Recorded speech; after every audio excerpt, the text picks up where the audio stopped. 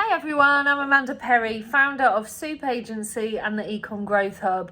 And along with SumUp, I've been answering some of your questions around e-commerce and growing your business. I asked you some questions earlier on in the week as part of the SumUp Academy, where I'm a small business advisor this week, and I'm back to answer them. So I asked you any questions that you had around growing an online business to achieve your version of success, which is so important to me. I know it's important to you as well. And so many of us get caught in this trap of living up to other people's goals or having our eye on other people's goals. So I think it's a really important reminder that we are in business to hit our own goals and create the life that we feel is truly successful. So I've got a few of your questions. Thank you to everyone that did submit a question. I've selected a few of them to answer for you today. So let's get stuck in. First question is, how can we keep it interesting when out of gifting season? So I feel like this is a question a lot of gifting brands, a lot of online brands have, where they are really heavily reliant on seasonal promotions. So Christmas, Easter, Mother's Day, which we've just had, Valentine's Day, that kind of thing. And I guess this really comes down to creating campaign marketing out of those times. So it might be that you have a product, this particular business has a floral product that does really lend itself to those gifting occasions, particularly Valentine's Day, Mother's Day. And outside of those times, it really is up to you to create these campaigns that achieve that desire from your customers. So there isn't this impulse for them to buy of, oh God, I need to get my mum something, or I need to get my wife something, or my husband, or whatever the occasion might be. But you're creating that desire in them, and you're creating this buzz around your business in any other time. It's not necessarily a seasonal gifting time, but around key messages. So it might be about, for example, during lockdown last year, there was a lot of messaging. We were talking to clients and a lot of people in the hub around messaging around sending love when you can't be with them. So sending direct to recipient, making sure there's a handwritten note in there, and really tailoring your campaigns around that messaging. So I always think that there is an opportunity for messaging around, I was just thinking about you, rather than it's a seasonal occasion, I'm just sending them something because I was thinking about them. If you have something that's a slightly higher price point, obviously you're going to have to go to a bit more effort than that. You're not going to send someone something with a higher price point just to say that you're thinking of them necessarily. But when you think of companies like Bloom and Wild, for example, that's what they've really really nailed. Obviously they do really well around those key events and those key seasons, but certainly for me, when I think about sending a gift, an easy effective, kind of really nice gift to receive to someone, Bloom and Wild kind of comes straight to mind for me. So I think it's really important to understand campaign marketing. A lot of smaller businesses don't necessarily operate like that. All bigger businesses operate around a campaign marketing plan. A lot of small businesses wouldn't necessarily operate in that way, but I think it's a really good way to start creating these mini events for yourself, so we're not reliant on these key trading events when actually you're competing with so many people. Whereas if you can create a campaign that you own and you own the messaging around that, it can be really effective. So I think, the question, how can we keep it interesting when out of gifting season?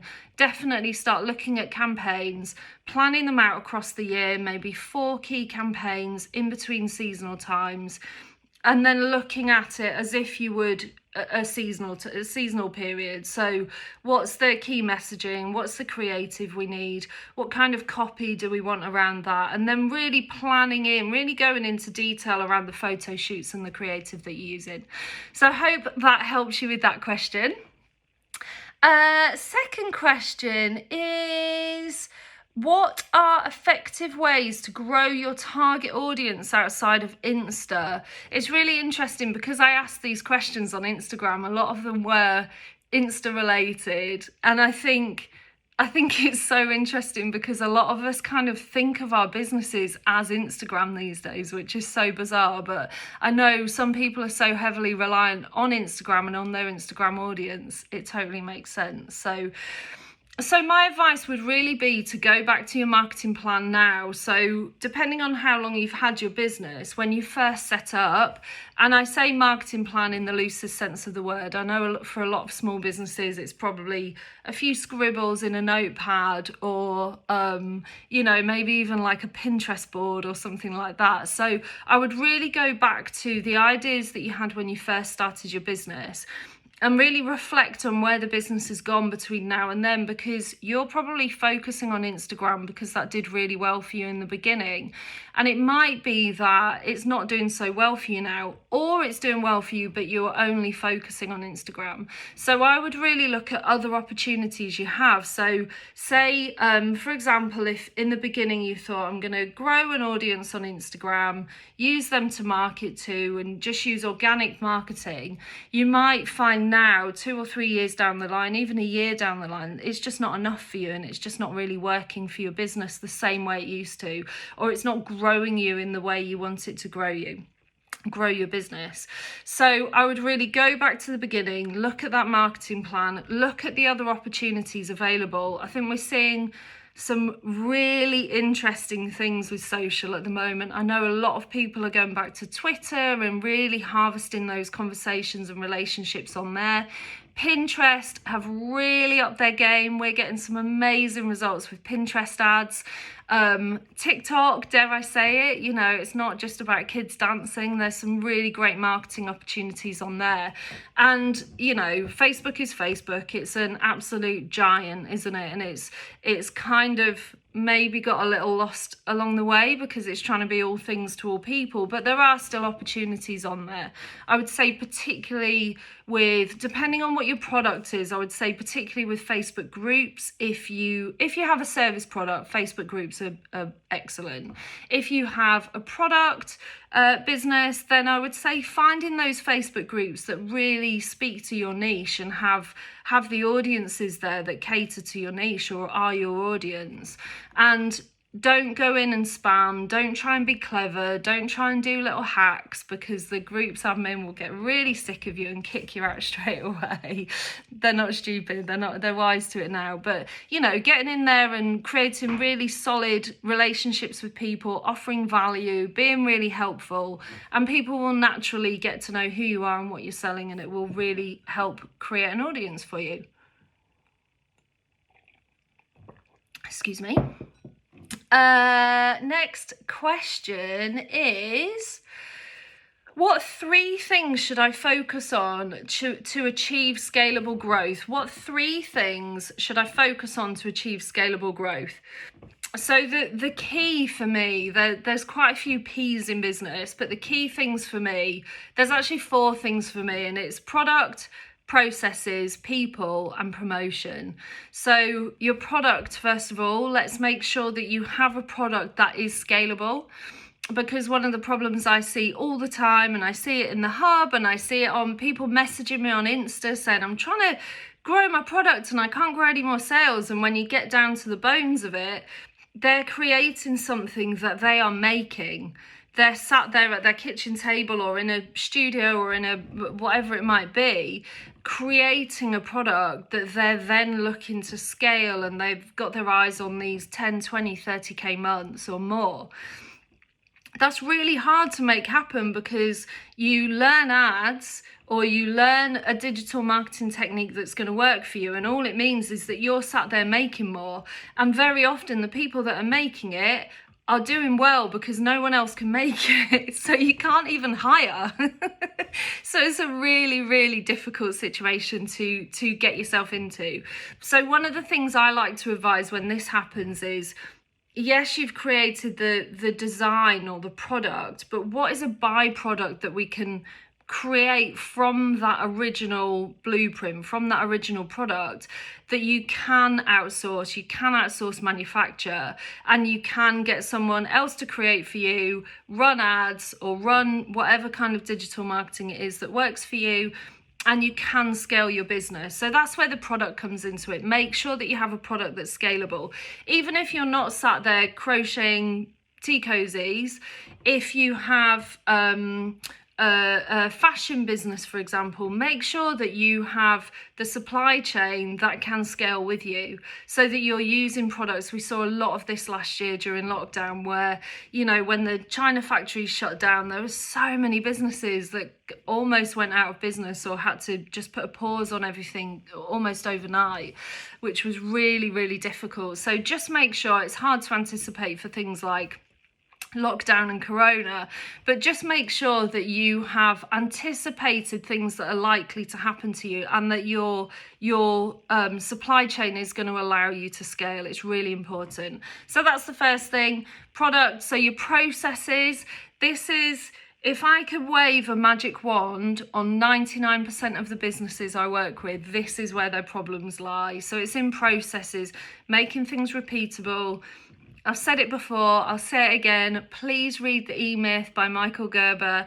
It's an absolutely brilliant business changing book, and what it's going to teach you is how to create a business in a box. So you have this business that is kind of thinking from like a franchise mindset. If you were going to franchise your business, what are the steps that someone would need to do? If you got knocked over by a bus tomorrow, how would someone come in and run your business? And for most of us, most of you, most small business owners, even bigger business owners, those processes are just in their head. And it feels like this hugely overwhelming task to get them out of our head. But actually, once you start writing them down, not only will you find it's easier than you thought, but you'll start creating efficiencies within those processes. When you've written something down, you go, first I do this, then I do this, then I do this, then I go back and check this. You really start to understand where you can gain those kind of minutes back. And if someone else is doing that job, then you know, that's cost that you're bringing back into the business. So processes. I've seen businesses that I've worked with absolutely turn their business around and their fortunes around just by implementing processes. And the thing is, I'm not a process person. I am not an integrator. I am not a detail person. And I'll put my money on the fact that not many of you are either. But this stuff is really important, and you do it once and then you outsource it to the person who's doing the job. Your job then is just to make sure that the process is being followed. And actually what you'll find is, even though you're not necessarily a process person, the process of writing your processes down is actually quite creative, because you then have this set of steps of how you get from A to B in your business, and you can go back and add real creative thinking into how you can make that process better or quicker or more efficient, or to involve less people. So it is actually a creative process. Don't kid yourself that that is too detailed for you. Let me just have another sip of tea, because I am talking here. So, what's the next question? How much?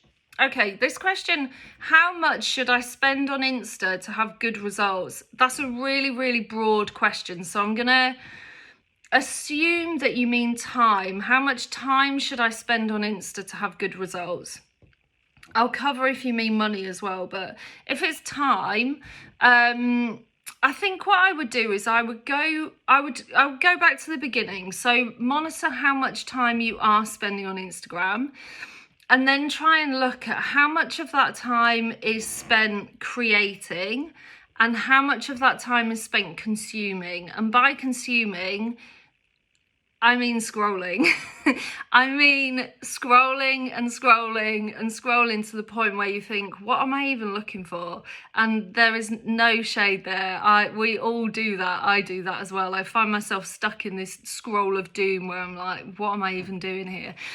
So really be diligent with yourself about the time that you're spending, but that starts with understanding how much time you spend. So go into your settings, understand how much time you're currently spending on Instagram and what the results you're getting are. So out of the time that you are spending on Instagram, what is that converting to in terms of metrics that mean something to your business. So followers, if that means something to you, website clicks, purchases, customers, DMs, like what are the metrics that mean something to you? And that's what you need to be following, because it's fine for your, friends, sisters, cousins, nephew to tell you that all that matters is hitting 10k, or all that matters is hitting 100k, or that's not necessarily what's going to pay your bills. So be really mindful that you need to understand the metrics that mean something to your business, and more often than not, that's going to be sales.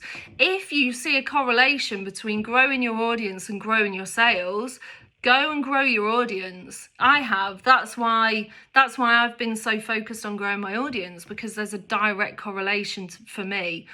But there isn't for all businesses. I know people with 200,000 followers that, aren't making sales. I know people with 500 followers that are making 100k months, more, 200k months.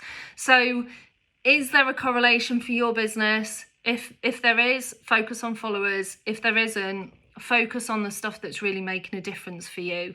And then I would start going back to, how can you spend less time? I'm going to assume that you're asking this because you're spending too much time on there. How do we spend less time on there? So the sort of tactics for spending less time are things like, well, let's go right back to the beginning. So look at your content plan. Is it achieving those metrics for you? Is it achieving those results that you need to achieve? So let's look at your content plan first of all. Go into your insights, look at the last 3 months, the last month. What's got the most likes? What's got the most follows? What's got the most reach? What are your audience engaging with the most? Because that's really what you want to focus on. I see so many people just putting out content saying nothing's happening and my followers aren't growing, I'm not getting sales, and I feel like I spend so much time on Insta.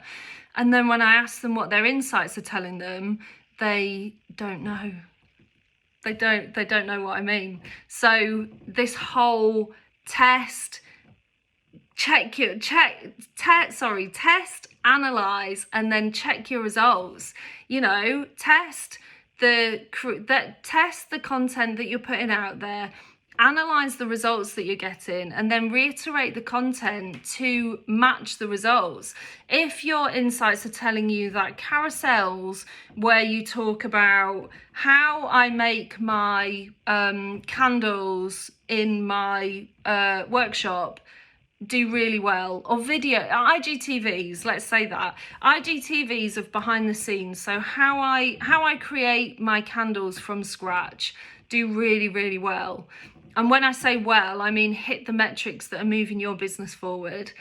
Do more of those. So one might be how I make my candles, one might be how I keep my team motivated, one might be how I select the fragrances that go into my candles, one might be why I chose these glass pots or containers rather than this other style that I was looking at. But that's a great way to bring people into your business. But unless you're checking your insights, you're not going to know any of that. So you're going to be blindly creating reels where you're pointing and dancing, and no one wants to see them, and you're wondering why no one's looking at your reels, and it's because everyone wants to know how you make your bloody candles. So I think that's really important, really, really important. So make sure that you are testing, analysing, and then reiterating the results that you're seeing, the content that's getting the results that you're looking to make in your business. So important. And then my final question is from the sponsors, SumUp, which is really exciting. So SumUp have asked, which is my favourite SumUp product and why? So there's a SumUp product called, let me get this right, it's called their online store starter option. And it's brilliant for any e-com store because it's free. There's no subscription with it. And so it's really flexible. It like grows as you grow. So I was looking at one of the videos of how you use it, and you can literally set up a website and add all your images and all your products to it and all your product descriptions, and then share a link that day. And when someone buys your product, the payment comes straight through to you and there's no set fee. You only pay a fee when you make a sale. So for anyone starting out, I would say absolutely the online store starter option is the SumUp product that you need. I hope that helped. Thank you so much to everyone that did ask a question. I hope there was a little nugget of information in there that really helped you. And have a great day. Good luck building your businesses. And remember that this is about your version of success, no one else's. Have a really good day, and I will speak to you soon.